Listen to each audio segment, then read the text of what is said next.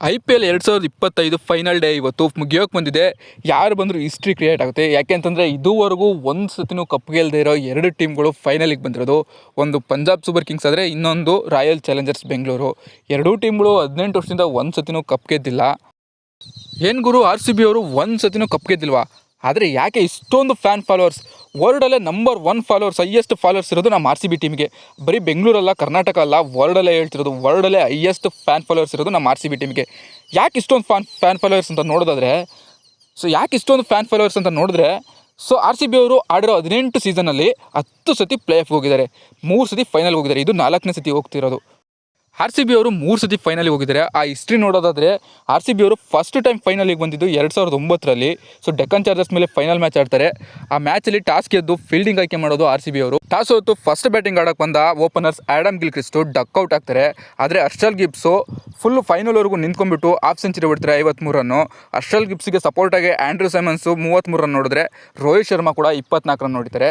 So total ಆಗಿ 20 ಓವರಲ್ಲಿ 143 ರನ್ನಿಗೆ 6 wicket ಹೋಗುತ್ತೆ. So ಇನ್ನು ನಮ್ಮ ಬೆಂಗಳೂರು ಪರವಾಗಿ ಬೌಲಿಂಗಲ್ಲಿ ನೋಡೋದಾದರೆ ಅನಿಲ್ ಕುಂಬ್ಳೆ ಅವರು 4 ವಿಕೆಟ್ ತೆಗೆದ್ರೆ, ಇನ್ನು ವಿನಯ್ ಕುಮಾರ್ ಅವರು 2 ವಿಕೆಟ್ ತೆಗಿತಾರೆ. ಅವ್ರನ್ನ ಬಿಟ್ಟರೆ ಮತ್ತಿನ್ಯಾರು ವಿಕೆಟ್ ತೆಗೆಯಲ್ಲ. 144 ರನ್ನ ಟಾರ್ಗೆಟ್ ಚೇಸ್ ಮಾಡೋಕ್ಕೆ RCB ಅವರು ಸೆಕೆಂಡ್ ಇನ್ನಿಂಗ್ಸ್ನ ಸ್ಟಾರ್ಟ್ ಮಾಡ್ತಾರೆ. ಸ್ಟಾರ್ಟ್ ಮಾಡಿಸಿದ RCB ಅವರಿಗೆ ಓಪನಿಂಗ್ ಅಷ್ಟೊಂದು ಚೆನ್ನಾಗಾಗಲ್ಲ. ಮನೀಶ್ ಪಾಂಡೆ ಅವರು 4 ರನ್ನಿಗೆ ಚೀಪಾಗಿ ಔಟ್ ಆಗಿಬಿಡ್ತಾರೆ. ಅದಾದಮೇಲೆ ವ್ಯಾಂಡರ್ ಮರ್ವೆ ಅವರು 32 ರನ್ ನೋಡಿದ್ರು, ಜಾಕ್ ಕಲಿಸ್ 15 ರನ್ ನೋಡಿದ್ರು. ಆಮೇಲೆ ರಾಸ್ ಟೈಲರ್ 27 ರನ್ ನೋಡಿದ್ರು. ಸ್ವಲ್ಪ ಪಾರ್ಟ್ನರ್ಶಿಪ್ ಆಡಿಬಿಟ್ಟು ಒಂದು ಕಪ್ ಹೊಡೆಯೋ ಕನಸನ್ನು ಚಿಗುರಿಸ್ತಾರೆ. ಆದರೆ ರೆಗ್ಯುಲರಾಗಿ ವಿಕೆಟ್ಗಳು ಬೀಳ್ತಾ ಹೋಗುತ್ತೆ. ಲಾಸ್ಟಲ್ಲಿ ರಾಬಿನ್ ಉತ್ತಪ್ಪ 17 ರನ್ ನೋಡಿದ್ರು ನಾಟ್ಔಟ್ ಆಗಿರ್ತಾರೆ. ಆದರೆ ಅವರಿಗೆ ಪಾರ್ಟ್ನರ್ಶಿಪ್ ಆಗಿ ಯಾರೂ ಕೂಡ ನಿಲ್ಲೋದಿಲ್ಲ. ಸೊ ಆದರೆ RCB ಅವರು 20 ಓವರ್ ಕಂಪ್ಲೀಟ್ ಮಾಡಿ 137 ರನ್ನಿಗೆ 9 ವಿಕೆಟ್ ಕಳ್ಕೊಂಡು ತಮ್ಮ ಫೈನಲ್ ಮ್ಯಾಚನ್ನು ಮುಗಿಸ್ತಾರೆ. ಸೊ ಅಲ್ಲಿಗೆ 6ರಿಂದ RCB ಅವರು 2009 ಫೈನಲ್ನ ಸೋಲ್ತಾರೆ. ಇದು 2009 ಫೈನಲ್ ಕತೆ. ಆದರೆ ಮತ್ತೆ ಅಲ್ಲಿಗೆ 2 ವರ್ಷ ಬಿಟ್ಟು RCB ಅವರು 2011ರಲ್ಲಿ ಫೈನಲಿಗೆ ಬರ್ತಾರೆ. 2011ರಲ್ಲಿ RCB ಅವರು ಚೆನ್ನೈ ಸೂಪರ್ ಕಿಂಗ್ಸ್ ಮೇಲೆ ಫೈನಲ್ ಆಡ್ತಾರೆ. ಸೊ ಈ ಮ್ಯಾಚಲ್ಲಿ ಚೆನ್ನೈ ಸೂಪರ್ ಕಿಂಗ್ಸ್ ಅವರು ಟಾಸ್ ಗೆದ್ದು ಫಸ್ಟು ಬ್ಯಾಟಿಂಗ್ ಆಯ್ಕೆ ಮಾಡ್ಕೊತಾರೆ. ಸೊ ಫಸ್ಟ್ ಬ್ಯಾಟಿಂಗಿಗೆ ಬಂದ ಮೈಕಲ್ ಅಜೀಂ, ಮುರಳಿ ವಿಜಯ್ ಅವರು 100ಕ್ಕಿಂತ ಜಾಸ್ತಿ ರನ್ ನೋಡಿದು ಪಾರ್ಟ್ನರ್ಶಿಪ್ ಆಡಿಬಿಟ್ಟು ಮ್ಯಾಚ್ನೇ ಕಂಪ್ಲೀಟಾಗಿ ಒನ್ ಸೈಡ್ ಮಾಡಿಬಿಡ್ತಾರೆ. ಸೊ ಮುರಳಿ ವಿಜಯ್ 95 ರನ್ ನೋಡಿದ್ರೆ, ಮೈಕಲ್ ಅಜೀಂ 63 ರನ್ ಹೊಡಿತಾರೆ.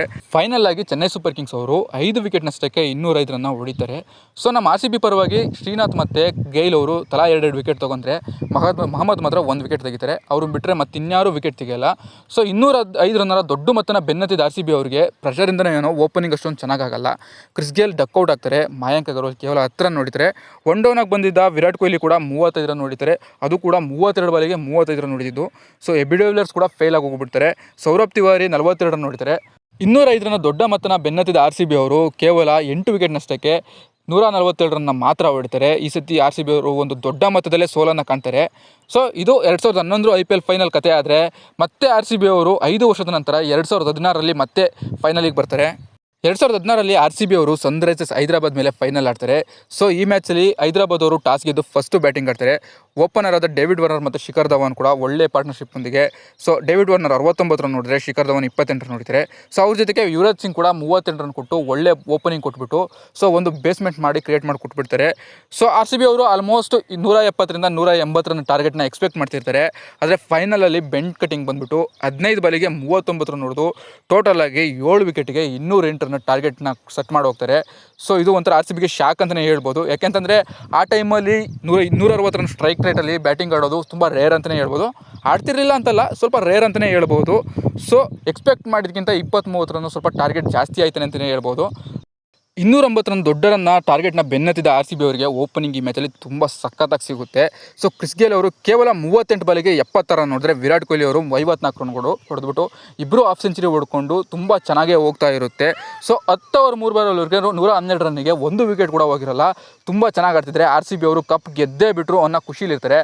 ಆದರೆ ಆ ಮ್ಯಾಚಲ್ಲಿ ಬೆನ್ ಕಟಿಂಗ್ ಮತ್ತೆ ಬಂದುಬಿಟ್ಟು ವಿಕೆಟ್ ತೆಗೆದುಬಿಟ್ಟು RCB ಅವರಿಗೆ ಶಾಕ್ ಕೊಟ್ಬಿಡ್ತಾರೆ. ಕ್ರಿಸ್ ಗೇಲ್ ಔಟ್ ಆದ ತಕ್ಷಣ ಮತ್ತು ವಿರಾಟ್ ಕೊಹ್ಲಿ ಅವರು ಕೂಡ ಔಟ್ ಆಗ್ತಾರೆ. ಇದಾದಮೇಲೆ ರೆಗ್ಯುಲರ್ ಆಗಿ ವಿಕೆಟ್ ಹೋಗ್ತಾನೆ ಬಿಡುತ್ತೆ. ಸೊ ಯಾರೂ ಕೂಡ ನಿಂತು ಆಡೋದೇ ಇಲ್ಲ. ಫೈನಲ್ ಆಗಿ RCB ಅವರು 7 ವಿಕೆಟ್ ನಷ್ಟಕ್ಕೆ 200 ರನ್ನ ಹೊಡಿತಾರೆ.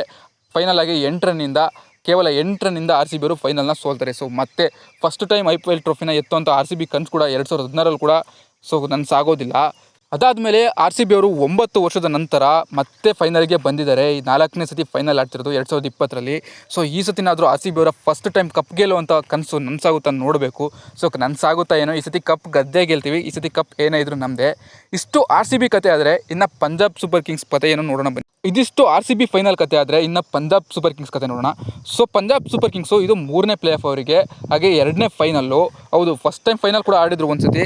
2014ರಲ್ಲಿ Punjab super kings Kolkata knight riders ಮೇಲೆ ಫೈನಲ್ ಮ್ಯಾಚ್ ಆಡಿದ್ರು. ಆ ಮ್ಯಾಚಲ್ಲಿ ಫಸ್ಟ್ ಬ್ಯಾಟಿಂಗ್ ಆಡಿದ ಪಂಜಾಬ್ ಸೂಪರ್ ಕಿಂಗ್ಸ್ ಅವರು 4 ವಿಕೆಟ್ ನಷ್ಟಕ್ಕೆ 199 ರನ್ನ ಹೊಡಿತಾರೆ ಈ ಮ್ಯಾಚಲ್ಲಿ. ಮನನ್ ಮೋಹರ್ ಅವರು 67 ರನ್ ಹೊಡೆದ್ರೆ, ವೃದ್ಧಿಮಾನ್ ಸಹ ಸೆಂಚುರಿ ಹೊಡೆದ್ಬಿಟ್ಟು 115 ರನ್ ಹೊಡೆದು 199 ಟಾರ್ಗೆಟ್ ಸೆಟ್ ಮಾಡೋಕ್ಕೆ ತುಂಬ ಹೆಲ್ಪ್ ಮಾಡಿರ್ತಾರೆ. ಈ ಟಾರ್ಗೆಟ್ನ ಬೆನ್ನತ್ತಿದ Kolkata knight riders Manish Pandey single ಹ್ಯಾಂಡಾಗಿ ನಿಂತ್ಬಿಟ್ಟು 94 ರನ್ ಹೊಡೆಯೋ ಮುಖಾಂತರ ಮ್ಯಾಚನ್ನ ಗೆಲ್ಲಿಸ್ತಾರೆ. ಅವರಿಗೆ ಫಸ್ಟ್ ಟೈಮ್ ಕಪ್ ಗೆಲ್ಲುವಂಥ ಅವಕಾಶ ಸಿಗಲ್ಲ. ಪಂಜಾಬ್ ಸೂಪರ್ ಕಿಂಗ್ಸ್ ಅವರು ಇದು 2ನೇ ಸತಿ ಫೈನಲ್ ಬಂದಿರೋದು. ಅವರು ಕೂಡ ಫಸ್ಟ್ ಟೈಮ್ ಕಪ್ನ ಗೆಲ್ಲೋಕೆ ನೋಡ್ತಿದ್ದಾರೆ. ಆರ್ ಸಿ ಬಿ ಅವರು ಕೂಡ ನೋಡ್ತಿದ್ದಾರೆ. ಈ ಸತಿ ಏನೇ ಆದರೂ ನಮ್ಮ ಆರ್ ಸಿ ಬಿನೇ ಕಪ್ ಗೆಲ್ಲಬೇಕು ಅಂತ ನಾನು ಕೇಳ್ಕೊತೀನಿ. ಇದಿಷ್ಟು ಫೈನಲ್ ಕತೆ. ಇದೇ ಥರ ವೀಡಿಯೋಗೆ ನಮ್ಮ ಚಾನಲ್ಗೆ ಸಬ್ಸ್ಕ್ರೈಬ್ ಆಗಿ.